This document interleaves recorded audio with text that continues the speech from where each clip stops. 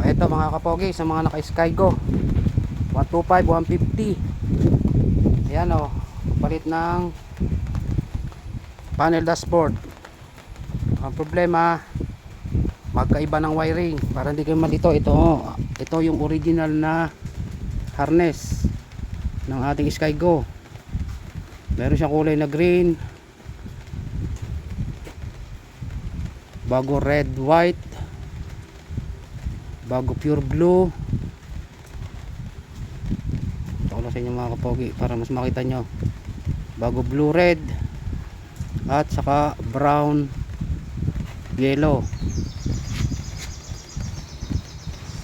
So pagdating dito, di ba na, ang brown yellow, ang kaduktong ay dilaw. Yung kanyang blue red, kaduktong ay red. Bago yung kanyang green, kaduktong ay pink. Nakatama na yan dito mga kapogi. Ganyan lang maghanap yan. Bago yung kanyang red white, ang kaduktong ay sa ating panel dashboard na bago na pang Skygo ay green. At saka yung kanyang pure blue ay light blue. Yun ang katanungan natin dito sa naglalabas ng mga ganito.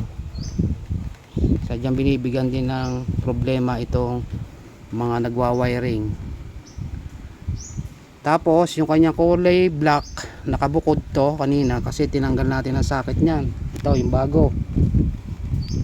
Kasi ang dumating ay parehas na, ito ay male socket. So yung kanyang duduktungan, kaya natin kinuha natin yung original kasi male din. So hindi siya magpapanama, female rin dapat manggagaling doon. Male socket, bago iba't iba ng color coding.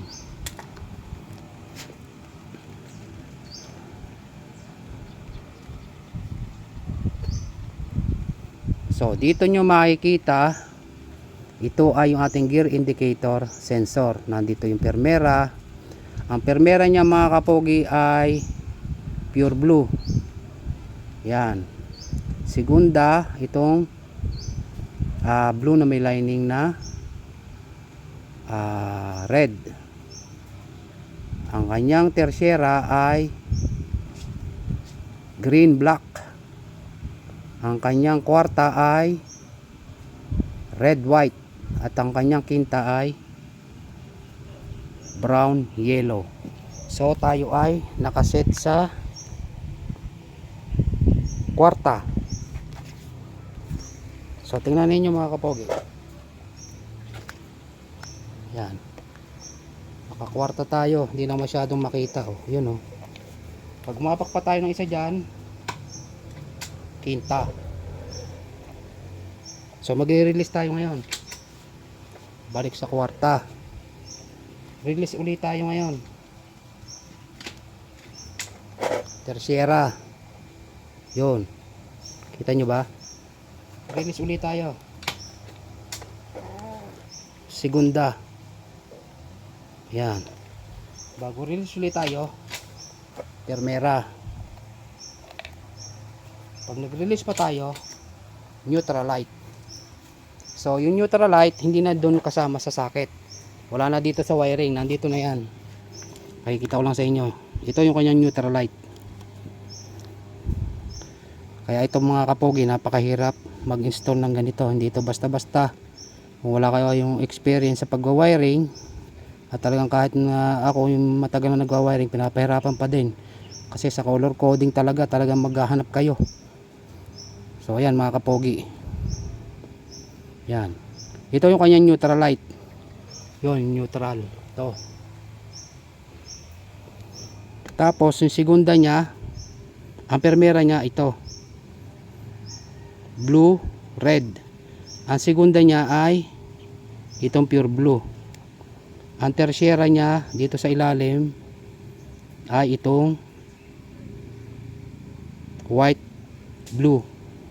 Ang kwarta niya ay red, white. At yung kanyang quinta ay brown, yellow. So pagdating dito, bali-baligtad na. Hindi na siya arrange, iba-iba na oh. Mapapansin nyo doon may neutral light, wala doon lumabas na green, pero pagdating dito may lumabas na green.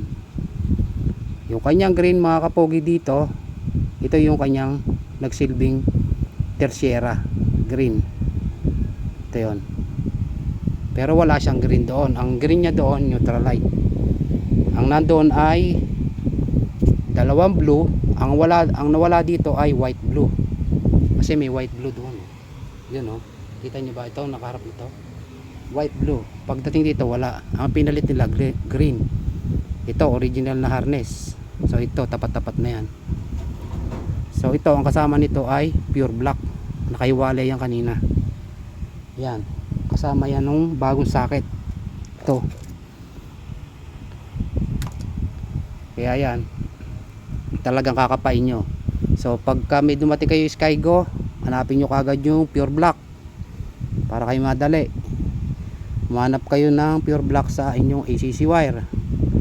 Sa motor, pag susi natin, accessories wire. So nag-connection tayo, nag-modify tayo, sinuplayan natin ng positive para magkaroon ng positive lahat ng ilaw ng ating gear indicator. Iisa ang positive niyan, iisang connection ng positive. Ngayon kaya sa nagpapalipat-lipat kasi yung kanyang negative trigger, kasi puro negative to mga kapogi. Napansin nyo ba? Kaya ako naka-positive ng alligator kasi ang hinahanap natin negative. So bawat sundutin nyo dyan, ang lalabas dyan ay puro negative. Nakadikit yan doon. Yan, nakaano sa ating transmission, yung may bulitas, yung nasa dulo. Ina-assemble natin pag tayo nagbabak ng makina. So yung bulitas nya, palipat-lipat yun kada kayo kakambyo. Pataas yun. Naka neutral, primera, segunda, tercera, kwarta, quinta. So kung saan tumapat yun, tatapatan naman niya bawat wire na to na meron siyang yung gear indicator sensor niya. May mga ano yun, may mga tanso yun na bilog-bilog. Bali ilan yun? 6. Isang neutral light at saka 5 kambyo.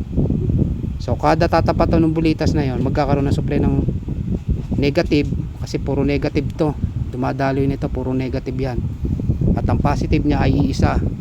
So yung first gear, second gear, third gear, fourth gear, fifth gear, pinagsama-sama lahat ng positive niyan, iisang connection.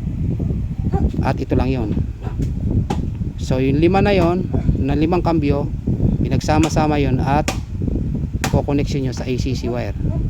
Ngayon kaya sa nagpapalipat-lipat, kada tatapatan ng ating kambyo, yung may bulitas na sinasabi ko, kung kayo makakapanood sa YouTube, bawat tapatan nun, tumatapat dito. Ito may mga sensor yan na puro negative dun, nakakapit yan doon sa block, nakaganyan yan. Umaangat yung kambyo nya yan, pag ganun yun ng kambyo, umaangat yun, yung bulitas na yun. So kada tatapatan nun, magsusupply ng negative. So kung first gear ang tinapatan ng bulitas na pinaka negative trigger, siyang iilaw. So ganun nagtatrabaho yung ating gear indicator sensor. So yan, okay na, hihinangan na lang yan. So dito mga kapogi, puro hinang ang aking wiring. Yan, hinangan ko lang.